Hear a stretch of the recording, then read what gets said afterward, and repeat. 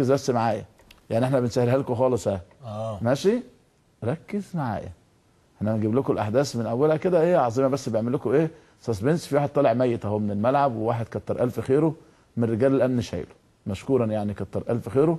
انا شخصيا ظننت انه مات، يعني قلت ده يا ربنا يكون في عون اهله واسرته. هو ده شكرا يا شوبير.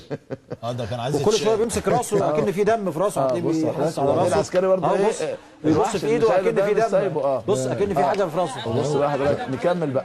هو عايز بص الراجل بقى العسكري لا ده انت عارف زي الواد الصغير كده اللي بيفضل قاعد عشان تشيله، قال له لا انزل ده انت كويس. وبعدين ايه بدا يعرض، وبعدين بدا يمشي بقى بشكل عادي خلاص ما فيش ادنى مشكله.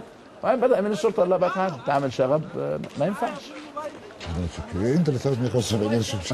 لا عم شعبان الفني وماجد غراب الحقيقه، ومصورنا احمد. هو حد ضربه؟ هو حد بيضربه؟ احمد عبد المنعم الحقيقه، نعم، وشعبان الفني يعني الحقيقه هم اللي عملوا الشغل ده. ما هو بص يا استاذ فتحي، يعني نشتغل اعلام بجد ونوري الصوره للناس وما نخافش من حد، لانه المشكله ان الكل خايف من كله. ما اعرفش ليه ومش فاهم ادنى. ده بيطبطب وده بيدلع يقول لك هل يفعلها مش عارف مين في الاسكندريه، وهل مش عارف مين في الاسماعيليه، وهل مش عارف مين في بورسعيد، وهل مين في الاهلاويه. لا ده مش دورنا احنا خالص يا استاذ. احنا نوجه، ولما نكون غلطانين